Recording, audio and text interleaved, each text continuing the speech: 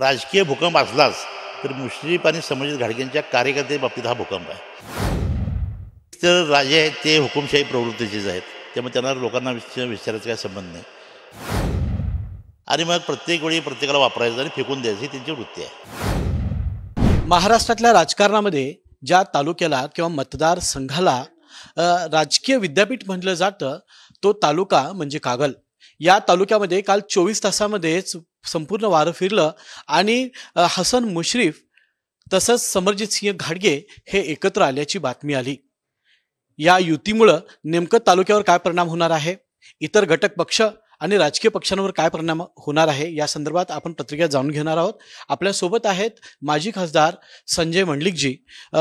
काय सांगाल? खरं तर या तालुक्यावर आपलं पहिल्यापासून वर्चस्व होतं आहे. अशा स्थितीमध्ये या निवडणुकीमध्ये हे दोघे जण एकत्र आलेले आहेत. खरं म्हटलं तर कागल तालुका हा गटातटावर अवलंबून असलेला तालुका आहे. प्रत्येकाचे विशिष्ट गट आहेत आणि अलीकडच्या काळामध्ये गटाचं स्वरूप बदलून थोडंसं पक्षीय स्वरूप कागल तालुक्याला प्राप्त झाले. अशा काळामध्ये मुश्रीफ साहेब हे आमच्या महायुतीमध्ये आहेत. महायुतीमध्ये नैसर्गिकपणाने आम्ही एकत्र होतो, पण नगरपालिकेच्या निवडणुकीच्या निमित्तानं त्यांना मुरुडमध्ये आमच्याशी युती करायची नव्हती आणि कागलमध्ये त्यांनी युती समरजित घाटगेंशी केली. त्याबद्दल मला काय म्हणायचं नाही. दोघांची दोस्ताना त्यांना लखलाभ हो, त्याबद्दल मला काय म्हणायचं नाही. खरं म्हटलं तर या सगळ्या गोष्टीचा परिणाम काय आमच्या गटावर होणार नाही, कारण मी दोन्ही ठिकाणी शिवसेनेचे उमेदवार उभा केलेले आहेत, नगराध्यक्षपदाचे उमेदवार उभा केलेले आहेत आणि या घटनेमुळे निश्चितपणानं आमच्या उमेदवारांना अधिक ताकद मिळेल. खरं तर अनेक जण म्हणतात की हा राजकीय भूकंप आहे. तुम्हाला वाटतं का हा राजकीय भूकंप आहे, आणि नसेल तर का नाही? राजकीय भूकंप असलाच तर मुश्रीफ आणि समरजित घाटगेंच्या कार्यकर्त्यांच्या बाबतीत हा भूकंप आहे. त्यामुळे त्यांच्या राजकारणामध्ये निश्चितपणे हा भूकंपाचे हादरे बसतील, आम्हाला काही त्याचा संबंध येत नाही. ही निवडणूक खरं तर नेत्यांपेक्षा कार्यकर्त्यांना महत्वाची असते. कार्यकर्त्यांचा विचार जास्त केला जातो, पण या दोघांनी एकत्र येत कार्यकर्त्यांना थोडं दूर सारले असं वाटतं. एक तर राजे आहेत ते हुकुमशाही प्रवृत्तीचेच आहेत, त्यामुळे त्यांना लोकांना विचारायचा काही संबंध नाही. आणि मुश्रीफांना अलीकडे काय झाले, प्रत्येक माणूस कसा खिशात टाकायचा त्यांना नवीन आयडिया आलेले आहेत, त्यामुळे त्यांना विचारायची गरज नाही. लोकांना घोडीत धरून ते पुढे चाललेत. आता लोक त्यांना शिकवतील. मागं ज्या 2 निवडणुका झाल्या, लोकसभा असेल विधानसभा असेल, यामध्ये अतिशय टोकाची राजकीय भूमिका दोघांनी घेतलेली आहे एकमेकांच्या विरोधामधली. आता ती टोकं एकत्र येत आहेत. यामुळं या तालुक्यावर काय परिणाम? खरं म्हटलं तर लोकसभेच्या माझ्या निवडणुकीच्या निमित्तानं ही दोघं एकत्र होती, पण प्रचारात दरम्यान मी बघितलं इतके वाद होते की यांनी सभा ठेवली की ते यायचे नाहीत, त्यांनी सभा ठेवली की हे यायचे नाहीत आणि एकमेक प्रचार करते हे मला दोघं सांगायचे. आता अशा परिस्थितीमध्ये ते दोघं नंतर विधानसभेचे उमेदवार झाले. एकमेकावर 10 वर्ष टीका त्यांनी केली. मग या सगळ्या टीका लोक काय एका दिवसात विसरत नाहीत. त्यांना वाटते लोक विसरतात आणि सगळं आता पुढं पुढं जातात, पण तशी परिस्थिती होत नाही. आता ज्याने काही निर्णय घेतला त्यावेळी लोकांची जी प्रतिक्रिया आहे उत्स्फूर्तपणानं ती थोड्या दिवसात दिसून येईल. खरं तर मागचे 6 महिने हे मुश्रीफांसाठी खूप कठीण होते, कारण ईडी त्यांच्या मागे लागली होती आणि याचे प्रमुख दावेदार होते किंवा ज्यांनी ही ईडी आणली ते समरजित सिंह घाटगे असा आरोप सुद्धा होत होता. कालच्या त्यांनी जे पत्रक जाहीर केलं त्यामध्ये त्यांनी ईडी संदर्भातले गैरसमज होते आणि ते आता दूर झालेत असं म्हटलेलं आहे. काय हे राजकीय मलमपट्टी आहे की काय तडजोडी आहे? नाही, या घटनाच अशा आहेत की त्याचा अभ्यास करायला पाहिजे.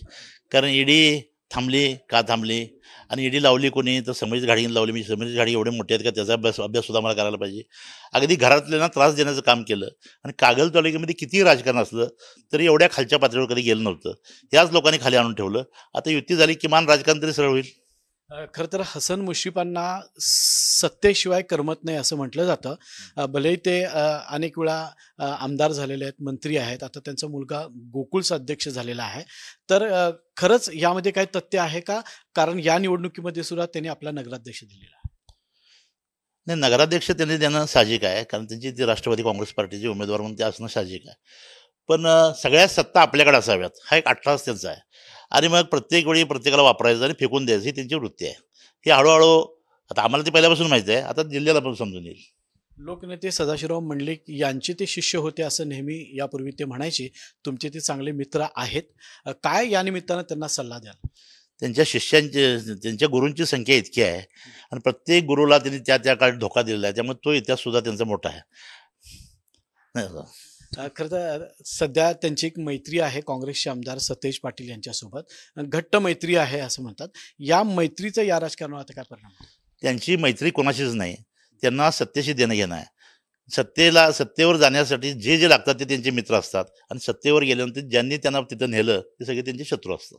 खरं तर या संपूर्ण घडामोडीमध्ये संजय मंडलिकांना एकाकी पाडल्याची आता अशा काही मीम्स बाहेर येत आहेत, लोकांमध्ये चर्चा आहे. खरंच अशा पद्धतीने काय होणार आहे का, आणि आपल्यावर तसंच कार्यकर्त्यांवर याचा परिणाम काय? कागल तालुक्याचा जर पूर्व इतिहास बघितला तर जवळजवळ 40-50 वर्ष माझे वडील या तालुक्यामध्ये राजकारण करत होते. 4 वेळा ते आमदार राहिलेले आहेत, 4 वेळा खासदार राहिलेले आहेत. मी स्वतः 3 लोकसभेच्या निवडणुका लढवल्या, त्यामध्ये 2 वेळा माझा पराभव झाला, एकदा मी विजयी झालो. ज्यावेळी विजयी झालो त्यावेळी जवळजवळ 75,000 मताचं लीड मला कागल तालुक्याने दिलं होतं. परवाच्या निवडणुकीमध्ये सुद्धा 14,000 मताचं मला लीड होतं. प्रत्येक निवडणुकीमध्ये मंडलिक आणि मंडलिकांना मानणारा जो वर्ग आहे त्यामध्ये मोठं मताधिक्य मिळते. त्यामुळे राजकीयदृष्ट्या नेते इकडे तिकडे गेले तर जनता काय माझ्यापासून बाजूला गेलेली नाही, उलट त्यामध्ये अधिक भर पडेल. आपण शिंदे गटाचे नेते आहात, त्यामुळं या संपूर्ण राजकारणाचा किंवा या निवडणुकीमध्ये जिल्ह्यावर काय परिणाम होणार आहे का, आणि आपली भूमिका आता काय असणार आहे? जिल्ह्यावर या घटनेचा परिणाम होण्याचं काही कारण नाही, कारण प्रत्येक नगरपालिकेत त्या स्थानिक पातळीवरच्या युत्या झालेल्या आहेत. त्यामुळे प्रत्येक ठिकाणचे संदर्भ वेगळे आहेत. कागल तालुक्यापुरता हा संदर्भ आहे, त्यामुळे जिल्ह्यावर हा काय लागू होत नाही. आपण पाहिलं की जरी राजकीय भूकंप असला तरी त्या 2 गटापुरता आहे, त्यामुळे जिल्ह्याला याचा काही फरक पडणार नाही आणि योग्य वेळीच जनता त्यांना त्यांची जागा दाखवेल, अशी प्रतिक्रिया स्वतः माजी खासदार संजय मंडलिक यांनी दिलेली आहे. कॅमेरामॅन सचिन सावंत सोबत मी रणजित माजगावकर, साम टीव्ही, कोल्हापूर. देश विदेशातील प्रत्येक घडामोडींचे लाईव्ह अपडेट मिळवण्यासाठी आता साम टीव्हीच्या सर्व सोशल मीडिया प्लॅटफॉर्मला लाईक, फॉलो आणि सबस्क्राईब करा. तसंच सर्व नोटिफिकेशनसाठी बेल आयकॉन प्रेस करायला विसरू नका.